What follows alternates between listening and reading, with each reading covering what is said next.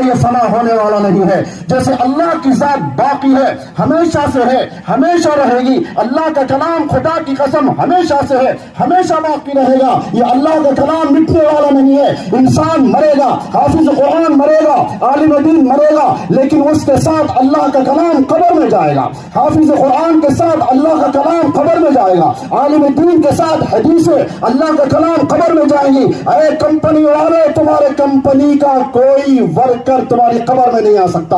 یہاں تک کہ تمہاری بیویاں نہیں آ سکتی، تمہارے بچے تک نہیں آ سکتے، تمہاری دولت نہیں آ سکتی، تمہارے خاندان کا کوئی فرد نہیں آ سکتا. تمہارا جسم کیڑے اور مکوڑوں کے حوالے ہے. لیکن خدا کی قسم ایک حافظ قرآن ہے. حافظ قرآن کو قبر میں لے جانے سے پہلے حافظ قرآن کے اندھیرے گڑھے کو قرآن کریم کی نور سے منور کر دیا جاتا ہے. نور سے منور ہوتا ہے، کسی کو اندازہ نہیں ہوتا یہ حافظ قرآن کا گڑھا کیسا ہے. منور ہے، روشن ہے، تاریکیاں ختم، ظلمتیں ختم. جہاں اللہ کا کلام پڑھا جاتا ہے، جہاں اللہ کے کلام کی تلاوت ہوتی ہے، وہاں اللہ کے کلام پر نور پھوٹنے لگتا ہے. وہاں کی تاریکیاں ختم ہو جاتی ہے، ماحول نورانیت میں بدل جاتا ہے. اب ایک حافظ قرآن کے دل کے اندر خود کلام ہے اللہ کا، وہ اللہ کے کلام کو لے کر اپنے گھر میں گیا. قبر کے اندر ہر قبر روشن ہے، قبر منور ہے، ظلمتیں ختم ہو گئی، تاریکیاں ختم ہو گئی. آج دنیا والے ایک حافظ قرآن کو گری ہوئی نگاہ سے دیکھتے ہیں. شوق سے دیکھو، شوق سے دیکھو، فخر سے دیکھو، تکبر سے دیکھو، غرور سے دیکھو. اختیار ہے تم کو دیکھنے کا. دیکھ لو حافظ قرآن کو، عالم دین کو آپ گری ہوئی نگاہ سے دیکھتے ہو، اپنے آپ کو اونچا سمجھتے ہو. افسوس ہے ایسی ذہانت پر، افسوس ہے. کیوں؟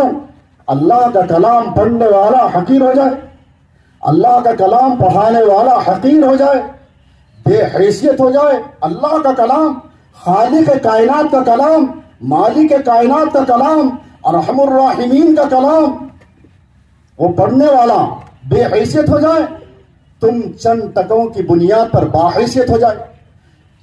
تم دنیا کے تھوڑے سے علم کی بنیاد پر تم باعث فخر ہو جائے، جبکہ وہ علم نہیں ہے.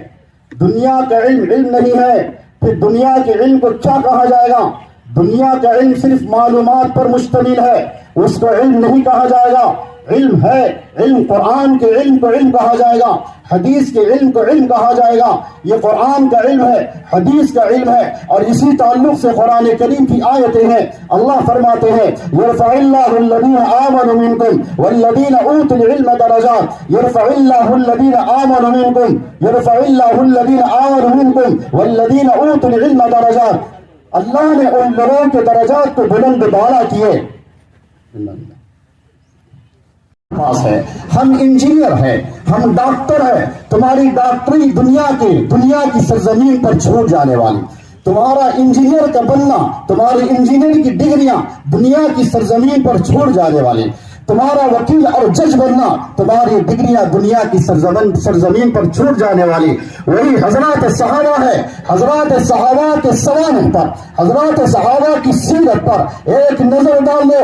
حضرات صحابہ کی سیرت ہمارے ہاتھ میں نہیں، حضرات صحابہ کی سیرت کا مطالعہ نہیں. ہمارے نبی رحمت للعالمین محمد الرسول اللہ صلی اللہ علیہ وسلم کی سیرت طیبہ کا کوئی پہلو نہ ہمارے پڑھنے میں، نہ ہمارے مطالعے میں، نہ کسی سیرت کے پہلو سے ہماری جانکاری. اس کے باوجود ہم مسلمان کہلاتے ہیں، ہم عشق نبی کا دعویٰ بھی کرتے ہیں. بعض جگہ، بعض علاقوں میں، بلکہ اکثر جگہ یہ الفاظ استعمال ہوتے ہیں نبی رحمت صلی اللہ علیہ وسلم کی ذات اقدس سے اپنی وابستگی کا اظہار کرنے کے لیے لک روحی فدا سلام علیہ، لک جسمی فدا سلام علیہ. تو ہے اسے منافقانہ دعوے کے اوپر زبان سے یوں کہتے ہیں لک روحی فدا سلام علیہ. اے نبی آپ پر میری روح فدا، میری روح فدا. تیری روح میں وہ جذبات ہیں جو جذبات صور کے چرانے والے. تیرے جسم کے اوپر وہ تہذیب ہے جو تہذیب خنزیروں کو چرانے والوں، کتوں کو چاٹنے والوں، خنزیروں کا گوشت کھانے والوں کی. آج مسلمان نوجوانوں کے جسموں کے اوپر ان کے سر کے بالوں کا جائزہ لے لو، سر کے بالوں سے لے کر ان کے پیر تک کا جائزہ لے لو. ان کے پینٹ پتلون شرٹ کا جائزہ لے لو، ان کے کھانے پینے کا رہن سہن کا، ان کی نقل و حرکت کا جائزہ لے لو. یہ سب یہود نصارہ کی تہذیب سے ملے ہوئے، یہود نصارہ کی تہذیب پر عمل کرنے والے، یہود نصارہ کی تہذیب کے دل دادا آج اپنی زبان سے یوں کہتے ہیں لَقَ رُوحِي فِدَا سَلَامٌ عَلَيْكَ. تیری روح یہ ہے، تیری روح میں ناپاک انسانوں کے جذبات ہے، ناپاک انسانوں کی تہذیب تیرے روح کے اندر ہے. یوں کہتا ہے لَقَ جِسْمِي فِدَا سَلَامٌ عَلَيْكَ. میرا جسم، اے نبی میرا جسم آپ پر فدا، میرا جسم آپ پر فدا. تیرے جسم پر یہود نصارہ کے کپڑے ہیں، تیرے سر کے بال یہود نصارہ کے مطابق ہیں، اور تیرا کھانا پینا کفار مشرکین کی طرح ہے. آج یہ سارے رہن سہن کے انداز، آج یہ تہذیب، یہ کلچر، یہ ثقافت، یہ تمدن تیرے اندر ہے، یہود نصارہ کے ہیں، یہود نصارہ کے ہیں. لیکن یاد رکھو آج اس کے باوجود مسلمان ہیں. باپ اپنے بیٹے کے سر کے بالوں کو دیکھ کر باپ کے اندر اتنی جرأت بھی نہیں ہے اپنے بیٹے کو ٹوک دے، ماں کے اندر اتنی جرأت نہیں ہے اپنے بیٹے کے سر کے بال کو دیکھ کر ٹوک دے. یہ تیرے سر کے بال ایک جانور کی طرح ہے، یہ تیرا لباس جانوروں کی طرح ہے. آج کا نوجوان یوں سمجھتا ہے، آج کا فخر یہ ہے کہ نئے پینٹ خریدے جائے اور ان کو کاٹے جائے، ان کو پتھر پر گھسیٹ کر اس کو پھاڑ کر پہنا جائے. یہ کس کی تہذیب ہے؟ یہ کس کی تہذیب ہے؟ سب سے اچھی تہذیب، سب سے اچھا اسوہ، سب سے اچھا طریقہ اللہ فرماتے ہیں لَقَدْ كَانَ لَكُمْ فِي رَسُولِ اللَّهِ أُسْوَةٌ حَسَنَةٌ. مردوں کے لیے، عورتوں کے لیے، بوڑھوں کے لیے، جوانوں کے لیے، بچوں کے لیے، پیدا ہونے کے بعد سے لے کے مرنے تک ہر طرح کا اسوہ، ہر طرح کی تہذیب، ہر طرح کا کلچر، ہر طرح کی ثقافت، ہر طرح کا آئیڈیا. خدا کی قسم اللہ فرماتے تمہارے نبی میں ہے، تمہارے نبی میں ہے. نبی سے لے لو. لَقَدْ كَانَ لَكُمْ فِي رَسُولِ اللَّهِ أُسْوَةٌ حَسَنَةٌ. آج نبی کو چھوڑے کتے چرانے والوں کی تہذیب کو پسند کرے، سور کھانے والوں کی تہذیب کو پسند کرے، سور کا خون چاٹنے والوں کی تہذیب کو پسند کرے. خدا کی قسم اللہ کی نبی کی تہذیب پسند نہیں آئی. آج زبان سے نہیں اپنی حالت سے بیان کرتے ہیں. اللہ فرما رہے خدا کی قسم یہ اللہ کا کلام ہے، قیامت کی صبح تک زندہ رہے گا، قیامت کی صبح تک انقلاب برپا کرنے کی طاقت اللہ کے کلام کے اندر ہے. اللہ کے کلام سے ہٹ کر کسی اور کی طاقت نہیں ہے دنیا کی سرزمین پر انقلاب برپا کرے. عمر بن خطاب رضی اللہ تعالیٰ عنہ کے زمانے میں دریائے نیل خشک ہو گیا. وہاں کے گورنر عمر بن خطاب رضی اللہ تعالیٰ عنہ کی خدمت اقدس میں خط روانہ فرمایا، امیر المؤمنین دریائے نیل خشک ہو گیا ہے، اور یہاں کے لوگوں کا عقیدہ اور یہاں کے لوگوں کی رسم یہ ہے جب دریائے نیل خشک ہو جاتی ہے تو کسی حسینہ جمیلہ لڑکی کی بھیٹ چڑھائی جاتی ہے، اس کے بعد میں یہ دریائے نیل بہنے لگتا ہے. حضرت عمر بن خطاب رضی اللہ تعالیٰ عنہ کی طرف سے ایک چھوٹا سا کاغذ کا پرزہ، اس پہ آپ لکھیں بسم اللہ الرحمن الرحیم. اے دریائے نیل اللہ کے حکم سے بہنا چاہتی ہے تو بہ جاؤ ورنہ ہم کو تیری کوئی ضرورت نہیں ہے. یہ لے جاؤ دریائے نیل میں ڈال دو.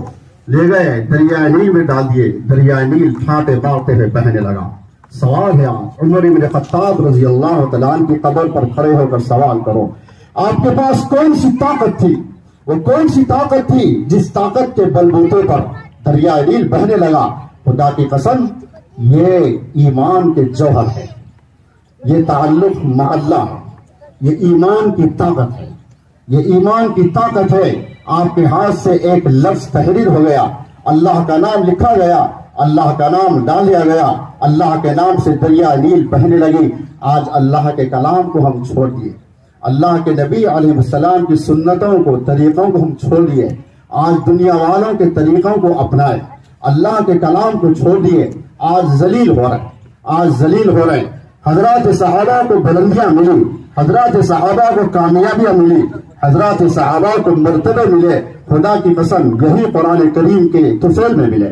اللہ فرماتے ہیں اپنے نبی سے مخاطب ہو کر فرماتے ہیں لو انزلنا هذا القرآن على جبل لرأيته خاشعا متصدعا من خشية الله.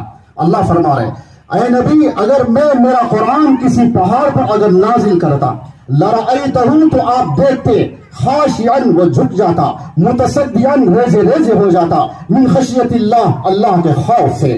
قرآن کی یہ طاقت ہے، قرآن کی یہ طاقت ہے، قرآن کا یہ روب ہے، قرآن کا دبدبا ہے. خدا کی قسم میرے عزیز دوستو، اللہ کی جو طاقت ہے وہ طاقت اللہ کے کلام میں ہے. اللہ کا جو روب ہے وہ روب اللہ کے کلام میں ہے. اللہ کا جو جلال ہے وہ جلال اللہ کے کلام میں ہے. اللہ فرماتے ہیں آپ دیکھتے اگر میں کسی پہاڑ پر نازل کرتا میرے قرآن کو، لو انزلنا هذا القرآن على جبل لرأيته خاشعا متصدعا من خشیت اللہ، وہ ریزہ ریزہ ہو جاتا، جھک جاتا، متصدعا ریزہ ریزہ ہو جاتا من خشیت اللہ، اللہ کے خوف سے. آج اللہ کے کلام کو اٹھا لو، آج اللہ کے کلام کو دل میں جگہ دے دو. دنیا کی کوئی سپر پاور طاقت اللہ کا کلام جس کے ہاتھ میں ہے اس کے سامنے ٹک نہیں سکتا. آج تم کو مادی طاقتوں کی ضرورت دوسرے نمبر پر ہے. سب سے پہلی طاقت قرآن کی چاہیے، قرآن کی چاہیے. حضرات صحابہ 313 صحابہ جنگ بدر میں کفار مشرکین کو زمین چاٹنے پر مجبور کر دیے، کفار مشرکین کو میدان چھوڑ کر بھاگنے پر مجبور کر دیے. کون سی طاقت تھی؟ یہ قرآن کی طاقت ہے، یہ قرآن کی طاقت ہے. حضرات صحابہ اپنی جانوں کو اپنے ہتھیلی میں لے کر گئے. حضرات صحابہ شہادت کے مشتاق ہو کر گئے. حضرات صحابہ شہادت کے پیاسے بن کر گئے. موت ان کا پیچھے نہیں کرنے لگی، شہادت کی تمنا حضرات صحابہ کرنے لگے. یہ عظیم روب، یہ عظیم دبدبا، یہ عظیم اتنا ایمان حضرات صحابہ کا کس بلبوتے پر بنا؟ خدا کی قسم یہی کلام اللہ کے بلبوتے پر بنا. حضرات صحابہ کا ایمان اتنا مضبوط، حضرات صحابہ کا ایمان اتنا معیاری. حضرات صحابہ کے ایمان کی تصدیق اللہ فرماتے ہیں. حضرات صحابہ کے ایمان کو مثالی اللہ قرار دیے. حضرات صحابہ کے ایمان کو اللہ کسوٹی بنائے، معیار بنائے. قرآن کریم میں اللہ فرماتے ہیں فَإِنْ آمَنُوا بِمِثْلِ مَا آمَنْتُمْ بِهِ فَقَدِ اهْتَدَوْا. اگر تم لوگ ایمان لانا چاہتے ہو ان کی طرح ایمان لاؤ. یہ حضرات صحابہ ہے، یہی حضرات صحابہ کے تعلق سے اللہ فرماتے ہیں اولئک الذین امتحن اللہ قلوبهم للتقوی. حضرات صحابہ کے ایمان، حضرات صحابہ کے قلوب کا امتحان لیا گیا بطور تقوی کے، تقوی کا امتحان لیا گیا، کامیاب ہو گئے حضرات صحابہ. تو میرے عزیز دوستو، دنیا کی سرزمین پر انقلاب برپا کرنے والی کتاب، ہمارے گھروں میں انقلاب برپا کرنے والی کتاب، اپنی بستیوں میں، اپنے علاقوں میں، اپنے خاندانوں میں اگر انقلاب اگر چاہتے ہو، روحانی، ایمانی، اسلامی، دینی انقلاب چاہتے ہو، قرآن کریم کی تعلیمات کو عام کرو. قرآن کریم کے پڑھنے پڑھانے کے لیے اپنے بچوں کو پیش کرو، اپنے بچوں کو پیش کرو. آج دینی تعلیم کے ساتھ ساتھ دنیاوی تعلیم کے بھی بہت سارے مشورے دیے جا رہے ہیں دینی مدارس میں پڑھنے والے، پڑھانے والے اساتذہ کو، طلباء. لیکن سوال یہ ہے، یہاں میرے محترم، میرے بڑے، بلکہ میں اپنا سرپرست بھی مانتا ہوں، حضرت مولانا عبید الرحمان صاحب بھی ہیں. میں یہ عرض کرنا چاہتا ہوں دینی مدارس میں پڑھنے والے طلباء کو آج دنیاوی تعلیم کے لیے رغبت دلائی جا رہی ہے، اور اس کے پیچھے ایڑی چوٹی کا زور لگایا جا رہا ہے، ایڑی چوٹی کا زور. لیکن ہم کو یہ نہیں دیکھنے میں آ رہا کہ جس طریقے سے یہ اسکول، کالج، یونیورسٹی والے بلکہ زور نہیں بلکہ ایک نصاب، ایک سلیبس بھی تیار کر دیے ہیں دینی مدرسوں میں پڑھنے والے اس کے طلباء، عالم کورس کے طلباء کے لیے کون سا نصاب، کون سا سلیبس پڑھایا جائے. یہ بھی باضابطہ طے ہو گیا، چھپ گیا، چھپرا بھی ہے. لیکن سوال یہ ہے جس طریقے سے ہمارے پیچھے یہ دنیاوی تعلیم والے پڑے ہوئے ہیں تو ہمارے علماء بڑے بڑے سرخیل، ہمارے ملک کے علماء، چوٹی کے علماء، یہ ہمارے علماء یہ کالج والوں کے پیچھے کیوں نہیں پڑ رہے؟ آپ لوگ ادھر آؤ، ہم ادھر آؤ، آپ لوگ ادھر آؤ. تم کو ایک وضو کا مسئلہ تک نہیں معلوم، تم کو غسل کے فرائض تک نہیں معلوم، تم کو وضو کے فرائض تک نہیں معلوم.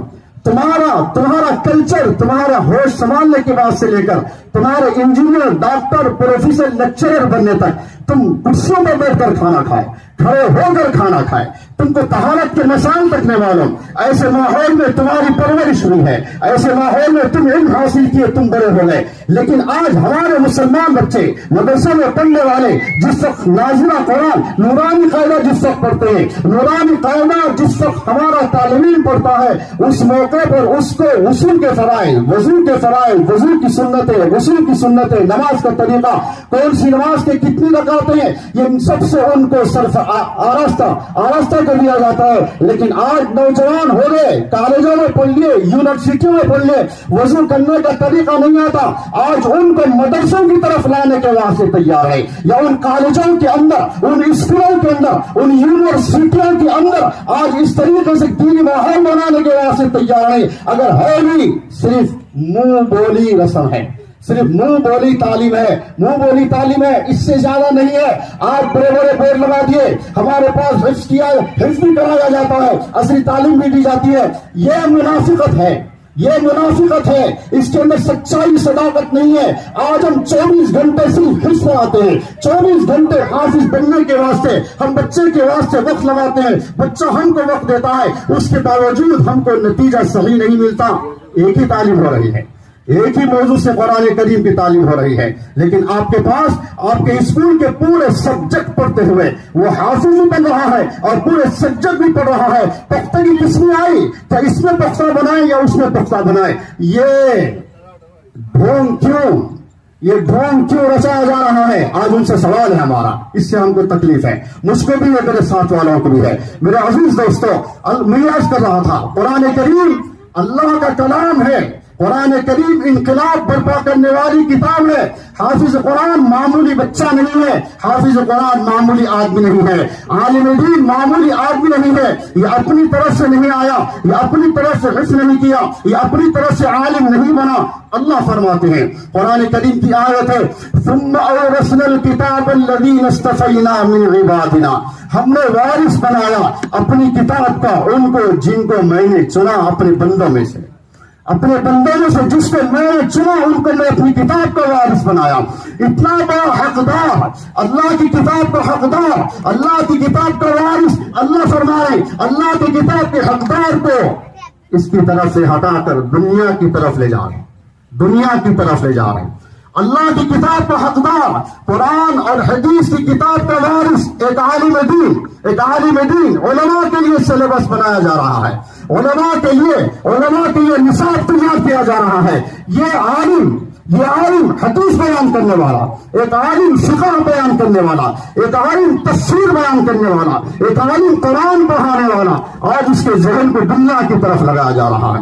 خدا کی قسم اس کی ضرورت اگر ہوتی, حضرات صحابہ کی ایک مثال آج دنیا میں ابھی چند مہینے پہلے بعض فرقہ پیش نے پیش کی ہے. ان کا ایمان بھی اتنا مضبوط ہے, آسمان سے ٹکرایا, آسمان سے اللہ کی مدد آئی ہے, آسمان سے اللہ کی مدد آئی ہے. آج بھی ان کا عمل ان کے ساتھ اپنے ذاتی زندگی میں, اجتماعی زندگی میں, ملکی سطح پر, حکومتی سطح پر, اپنے سارے علاقے میں, سارے ملک میں خدا کی قسم قرآن اور حدیث کا قانون نافذ کیے ہوئے ہیں اور نافذ کر رہے ہیں. ان کو دستخط کرنے بھی نہیں آتا, انگلش میں دستخط کرنے بھی نہیں آتا. آج سپر پاور کو گھٹنے ٹیکنے پر مجبور کر دیا. اشارے سمجھ رہے ہوں گے, گھٹنے ٹیکنے پر. اس اکیلے کو نہیں, اس کے ساتھ تقریباً 58 اور ممالک اور پورے اسلحہ سے لیس. کون کہاں کھڑے کر لڑے, کس پہاڑ کے اوپر کھڑے کر لڑے, کون سے سرحد پر کھڑے ہو کر لڑے, پتہ ہی نہیں چلا. کون سے وادی میں تھے, کون سے پہاڑ کے دامن میں تھے, کہاں تھے, کون سے کھڈوں میں تھے, کون سے گڑھوں میں تھے. اس کے باوجود اللہ اتنا بڑا ملک تمہارے ان کے ہاتھوں میں کر دیا. یہ کس کی طاقت ہے؟ قرآن کی طاقت ہے. ان سے کوئی بھی یہ نہیں کہا آپ ایک انگلش کی کتاب پڑھ لیتے, آپ تھوڑا سا دینی تعلیم کے ساتھ ساتھ دنیاوی تعلیم بھی حاصل کر لیتے. وہ لوگ تو ٹھوکر فرما رہے, ہم بھی ٹھوکر فرماتے ہیں. جتنی ضرورت ہے وہ اپنی جگہ ہے, جتنی ضرورت ہونا چاہیے, ضرورت کے مطابق تھوڑا بہت ہونا چاہیے. لیکن جب ہم حفظ کرنے کے لیے میدان میں قدم رکھے, بس ہماری مطمع نظر اس وقت سے لے کے تاقم آخر خدا کی قسم اللہ کے کلام سے ہی مسائل حل ہوں گے, اللہ کے کلام سے ہی انقلاب برپا ہوگا, اللہ کے کلام سے ہی سارے مسائل حل ہوں گے. اس سے ہٹ کر کوئی اور طاقت دنیا کی سرزمین پر نہیں ہے. اے میری بھائی, میری بہنوں, پیش کرو، اپنے لخت جگروں کو پیش کرو، تمہارے دل میں خیال آئے تو سمجھو یہ اللہ کی طرف سے ہے، اس لیے کہ اللہ اپنی کتاب کا وارث جس کو بنانا چاہے اس کو اللہ چن لیتے ہیں، اس کو اللہ چن لیتے ہیں۔ اللہ کا فرمان ہے، اللہ کا اعلان ہے، اللہ کا کلام ہے، ثم اورثنا الکتاب الذین اصطفینا من عبادنا، میں حقدار بنایا، اللہ اکبر، اللہ فرما رہے ہیں میں حقدار بنایا، میں وارث بنایا اپنی کتاب کا، کس کو؟ میرے ان بندوں کو جس کو میں نے چن لیا، من عبادنا، اپنے بندوں میں سے، ساروں کو نہیں بنایا اللہ وارث، ساروں کو اللہ وارث نے بنائے، جس کو اللہ چن لیا ان کو وارث بنائے۔ تو عزیز دوستو، آپ بھی ہے، آپ حضرات بھی ہیں، اس وقت مدارس میں تعداد گھٹ گئی، مدارس میں طلباء کی تعداد بہت کم ہو گئی، بہت کم ہو گئی۔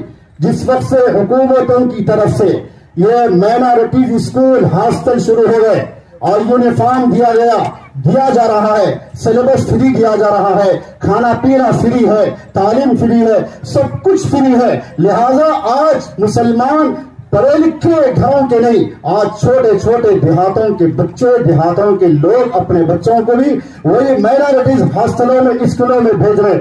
ایک زمانہ وہ تھا اگر شہر کے بچے نہیں آتے تو کم سے کم دیہات کے بچے کثیر تعداد میں مدرسہ میں پڑھا کرتے، لیکن اب دیہات کے ہیں نہ شہر کے ہیں، نہ دیہات کے ہیں نہ شہر کے ہیں۔ یہ وہ خاموش انداز سے یہ وہ وقت ہے، یہ وقت وہ ہے جس وقت ہندوستان کی سرزمین سے ہمارے علماء نے، ہمارے روحانی آباء اور اجداد نے انگریز کے ہاتھ سے اپنے ملک کو آزاد کرایا، اور جس وقت آزاد کرایا گیا تھا اس وقت انگریزوں نے سارے ملک میں اعلان کیا، اپنے بچوں کو بھیجا ہمارے پاس، ہم تعلیم دیں گے، تمہارے سے ہم فیس نہیں مانگیں گے، تعلیم فری دیں گے، کھانا مفت میں دیں گے، کپڑے مفت میں دیں گے، ہر چیز مفت میں دیں گے۔ اللہ ہمارے حضرت کی قبر کو نور سے منور فرمائے، وہ ہے امام العلماء، شیخ العرب والعجم، حجت الاسلام، حضرت مولانا قاسم نانوتوی رحمۃ اللہ علیہ۔ آپ نے فرمایا، آپ نے اس کے جواب میں فرمایا، اے مسلمانوں، تم اپنے بچوں کو میرے حوالے کرو، تم اپنے بچوں کو میرے حوالے کرو، تمہارے بچوں سے فیس نہیں لی جائے گی، تم سے تعلیمی فیس نہیں لی جائے گی، کھانے کی فیس نہیں لی جائے گی، کپڑے مت بناؤ، کپڑے ہم بنائیں گے، تعلیم ہم دیں گے، اور ان کو کھانا ہم دیں گے، سب کچھ ہم دیں گے، لہٰذا بچوں کو بھیج دو۔ آج کا وقت بھی ایسا ہی ہے، آج انگریز کا وہ نعرہ ہے، آج حکومت انگریز کے نعروں کو پورا کر رہے ہیں، لہٰذا آج ہم ہمارے مولانا قاسم صاحب نانوتوی رحمۃ اللہ علیہ کے اعلان کو، ان کے نعروں کو ہم دہرائیں گے، جس طریقے سے انگریز نے کہا اس کے مقابلے میں ہم کہتے ہیں ہمارے بچے ہم کو دے دو، مسلمان ہیں ہمارے حوالے کر دو۔ ٹھیک ہے، آج ہمارے مسلمان کی حالت بھی ہے، انگلش پڑھا رہے ہیں نہیں پڑھا رہے، تیلگو پڑھا رہے نہیں پڑھا رہے، کچھ حساب پڑھا رہے نہیں پڑھا رہے، لہٰذا ہم ہمارے بچے کو کچہری کنڈی میں نہیں آ رہے ہیں۔ قرآن پڑھ رہا، قرآن پڑھ رہا، اللہ کا کلام پڑھ رہا ہے، اور حالت یہ ہے، حالت یہ ہے، قرآن کریم کے ساتھ یہ لگاؤ، اللہ کے ساتھ یہ تعلق۔ ارے قرآن پڑھ رہا جس سے دنیا اور آخرت دونوں بنتی ہے، دنیا اور آخرت میں دونوں جگہ اللہ سرخروی عطا کرتے ہیں۔ کیا انگلش پڑھنے پر ہی اللہ دولت دیں گے؟ انگلش پڑھنے پر ہی اللہ عزت دیں گے؟ اگر انگلش نہیں پڑھا تو عزت نہیں دیں گے۔ ہمارے اکابر میں کون تھے جس کو انگلش آتی تھی؟ جس کو انگلش آتی تھی ہمارے اکابر میں کون تھے؟ تھے بہت کم، اکا دکا، لیکن قرآن کریم تھا، قرآن کریم تھا ان کے ہاتھوں میں، ان کے عمل میں، ان کے دل میں، ان کی نظروں میں، زبانوں میں، عقل میں، اور ان کے قلوب میں اللہ کا کلام تھا، اللہ کے نبی علیہ السلام کی حدیثیں تھی، جس کی وجہ سے علاقے سیراب ہو گئے علم دین سے، قرآن کریم کی تعلیمات سے۔ آج میں آپ سے اپیل کرتا ہوں بچوں کو بھیج دو، بچوں کو دے دو، کلام پاک پڑھے گا، حافظ قرآن بنے گا، دنیا اور آخرت کا امام، دنیا اور آخرت کا امام، تم کو بھی جنت میں لے جائے گا۔ حافظ قرآن اپنا بیٹا بنتا ہے لیکن عزتیں اللہ تم کو بھی دے دے، حافظ قرآن بچہ بنتا ہے لیکن تاج اللہ تم کو بھی پہناتے ہیں، لہذا ایک بچہ دے دو، مدرسوں کو آباد کرو، مدرسوں کو آباد کرو، صرف اللہ کا کلام پڑھنے کے واسطے آباد کرو، اللہ تم کو آباد کریں گے، اللہ گھروں کو آباد کریں گے، اللہ نسلوں کو آباد کریں گے۔ اللہ سے دعا ہے اللہ مجھ کو اور آپ کو عمل کی توفیق نصیب فرمائے، اور ہم سب کو قرآن کریم سے مضبوط تعلق، مضبوط وابستگی عطا فرمائے۔ وآخر دعوانا الحمد للہ رب العالمین۔